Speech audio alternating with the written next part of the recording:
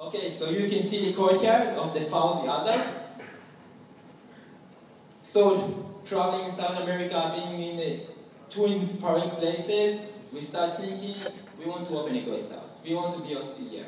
We want to bring the same experience to inspire others like we were inspired. And so how can we do it? So after hiking the Israel Trail, we believe we had a stomach feeling that there can be great backpacking scene and hiking scene in Israel. So we said we want to promote the Israel Trail, and also we wanted to do it in an Arab community. And this is a major factor. And I'm not going to get into politics, but 20% of all Israel citizens are Arabs. And in the Galilee, in the north part of Israel, 50% are Arabs.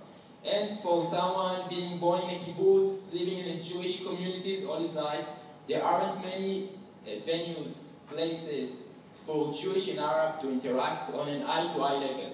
It's just not working. You can go to a weekend peace seminar, try to study Arabic, but again, it's not holding. It's not holding, it's not strong enough. And because I strongly am an entrepreneur, I'm a business entrepreneur. I believe in business, I believe in economic, I believe in making profit. I think it's important. So we wanted to open our guest house in our community, and it's something, again, it's unthinkable. It's like opening a hostel. Yeah. Okay, it was unthinkable at that time. So we made a list of all the Arab communities on the Israel National Trail, and when we reached Nazareth, everyone heard the brand, Nazareth, the name, Jesus of Nazareth, City of Annunciation.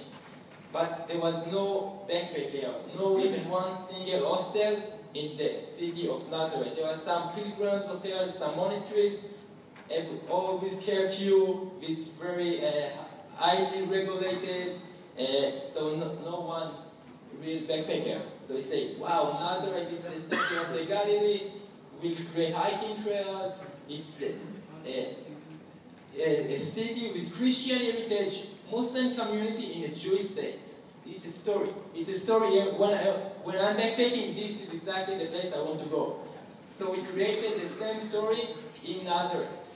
So we started looking for properties, and we found one of the most amazing, and some of you I know visited the place for a few hours on Sunday or before. We found one of the most amazing buildings in Israel.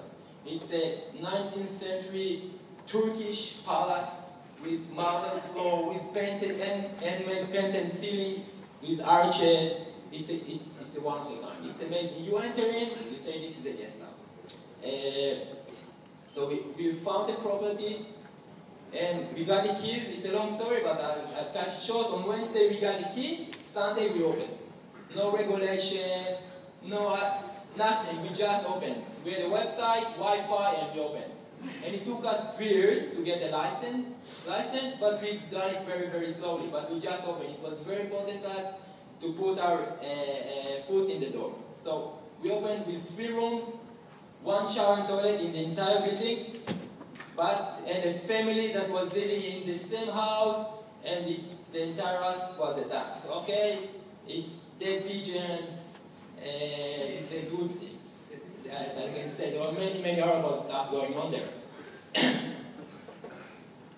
So we started with 3 rooms, and we had the open door policy from day one, because people couldn't understand, local people couldn't understand what we were doing.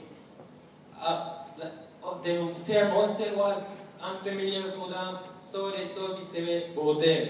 They thought we were buying properties for Jewish settlers, and many other things, and all what's going on in the local newspaper. So we had the open door policy, and we started building our name, our reputation in the local community, because we opened the guest house for the local community.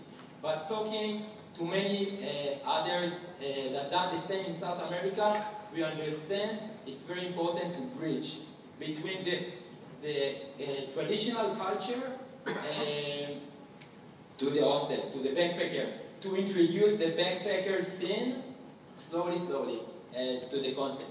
So we strongly believe in dorm beds. Okay, dorm beds, backpacker, this is us, okay? We are backpackers. And we believe 100 shekel that goes directly to the local community, it's much better than subsidized they would get from the government. So we introduced backpacker. Correct me if I'm wrong, but none of us is offering dinners, right? Just by encouraging the guests to go out to buy their dinner, it's a huge difference for the local community, because they can be 500 rooms hotel next to the old city, but the local community never sees them, never getting nothing from them. So just by sending people outside to the restaurant, it was a huge improvement. We started our own free tour, okay? Nazareth, no signage, back then there were no maps. It's an old Arab city, it's like, we call it a kasbah. You never know where you are. For us, restaurant, some of us hearing the mosque, the muezzin calling for the mosque, we say, what's going on here? Maybe someone is after us. Definitely with Israelis. So just by having the free tour, introducing the old city of Nazareth, and we are not going to the main churches. We are visiting the small businesses, the coffee shop, the tea house, the spice market, places that you would miss unless you are on our free tour. So we introduced this free tour, and the free tour is always starting with the manager of the Fauzi Azar, so Nazareth, that is the granddaughter of Fauzi Azar, after whom we named the guest house. And she's telling her story of Nazareth, her story, how she became an hostelier. And for her to be a hostelier, it's a new concept for her, and she's still amazed how great crowd the backpackers are. So free tour, and there are people here I know from Sandmans. With only 50 beds, we are able to operate a free tour. It's very challenging, but we are doing it for over 4 years. Free map. When we came to Nazareth, there were no maps of the city, none whatsoever. We are going to the mayor, to the Ministry of Tourism. I thought, there are tourists here. How can you not producing a map? No, it's not us. It's there. It's over there. So we said, okay, Lena, you have one for me? Okay, so we produced our own maps. Okay?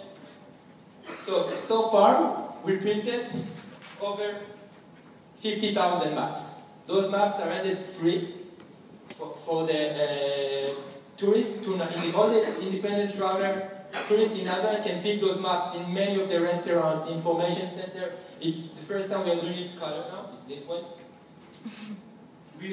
Many of the restaurants that we work with help us sponsoring the maps, and we are listing all the accommodation, all the other accommodation, including hostel, guest houses, in this map and the attraction. So it's a one-day use map, we call it, because it's low quality of paper, but it allows us to print big quantities. So everyone can pick a map now. I left you, there are some outside, you can have a look later on. So the free map was a new concept, and of course after we've done our map, the Ministry of Tourism done his. But they don't know how to do maps, so we keep doing it.